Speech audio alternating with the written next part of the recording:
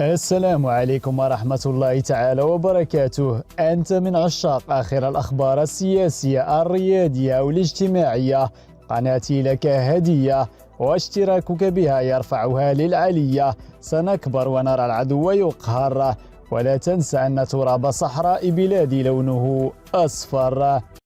وما ذلك إلا لحسد وحقد ضد هذا البلد الذي ولله الحمد أعطى ويبقى يعطي الأمثلة والدروس لغيره. من أنتم؟ إحنا المغاربة.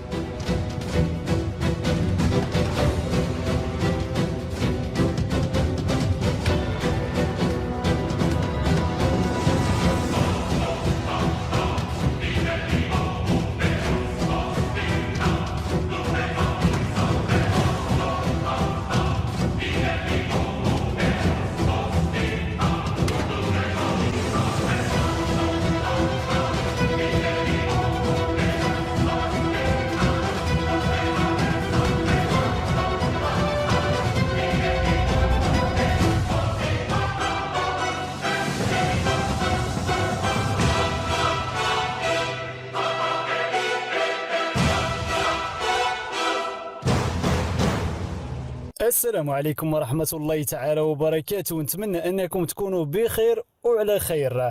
فيديو جديد وأخبار جديدة. شجعونا بشي لايك، خلي البصمة ديالك بشي لايك ولا تعليق ولا اشتراك في القناة. راه كاينه واحد المفاجأة هاد الأيام، خصوصا الناس اللي كيشتركوا في القناة غتعجبكم وغتعجبكم بزاف بزاف بزاف. هي غتعجب المغاربة كاملين من طنجة حتى للقويرة إن شاء الله، وغتكون أول قناة اللي غتفاجئ المغاربه بهذه القضيه هذه. دونك شكرا لكم بزاف، وبلا ما نطول عليكم وما تنساوش لايك لايك لايك لايك ضروري، راه غتعرفوا علاش من بعد. نمشيو مباشره للتفاصيل.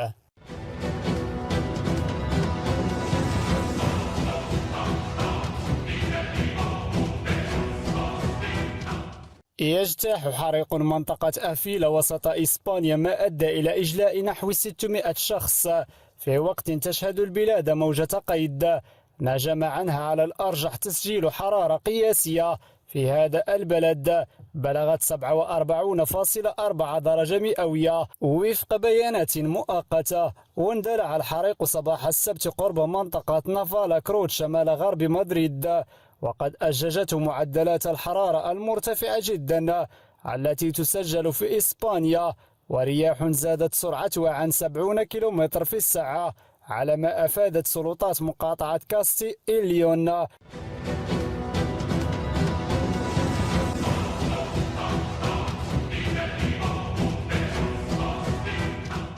وصل وزير الخارجية التركي مولود جاوبش أوغلو إلى الجزائر، حيث التقى رئيس الجمهورية عبد المجيد تبون ووزير خارجيته رمضان العمامرة ومدير ديوان رئاسة الجمهورية نور الدين بغداد.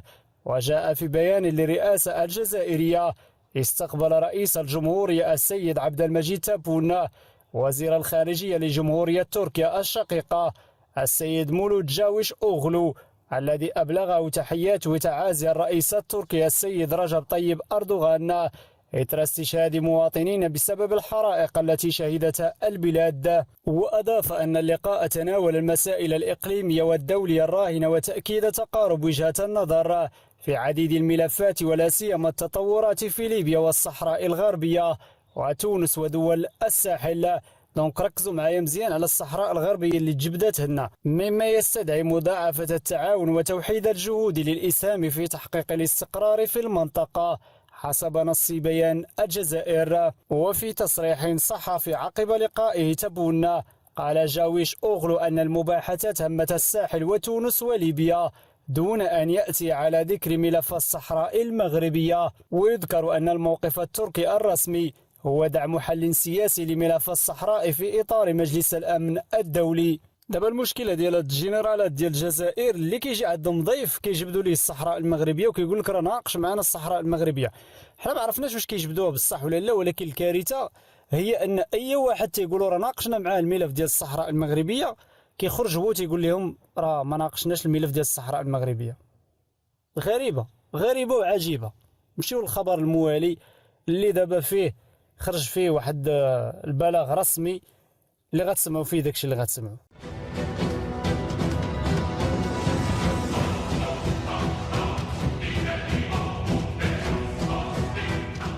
أصدرت وزارة الشؤون الخارجية الجزائرية بيانا حول ما وصفتها التصريحات المغلوطة الصادرة من المغرب بخصوص الجزائر، والتي جاءت على لسان يائير ليبيد وزير خارجية إسرائيل.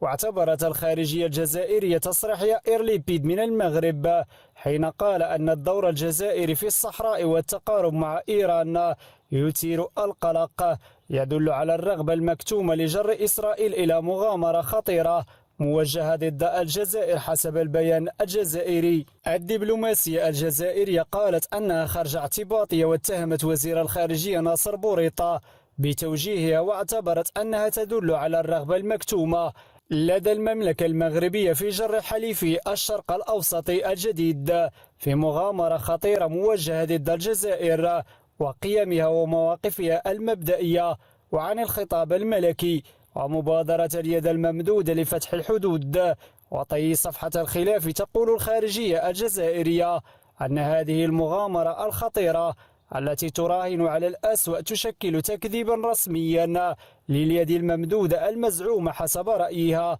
التي تستمر الدعاية المغربية في نشرها بشكل تعسفي وعبثي حسب نص البيان الجزائري. ثم جاء في بيان الخارجية أن هذه الممارسة العلنية بشهادة جميع الشعوب المغاربية تعكس هروبا إلى الأمام، لدرجة أن رئيس الدبلوماسية المغربية يحاول بمكر أن يضيف إلى محاولته اليائسة لتشويه طبيعة النزاع الصحراء الغربية حسب قولهم، الذي يبقى قضية تصفية استعمار حسب الجزائر فاعلا جديدا متمثلا في قوة عسكرية شرق أوسطية تواصل رفض السلام العادل والدائم مع الشعب الفلسطيني، وكذلك الاحتكام لمبادرة السلام العربية التي تبقى الجزائر متمسكة بها بصدق وفق تعبيرها طبعا. وفي تصريح صحفي عقب لقائه بناصر بوريطة في الرباط، كشف يائير ليبيد أنه تطرق مع نظيره المغربي إلى ما وصفه المخاوف حول الدور الذي تلعبه الجزائر في المنطقة وتقاربها مع إيران،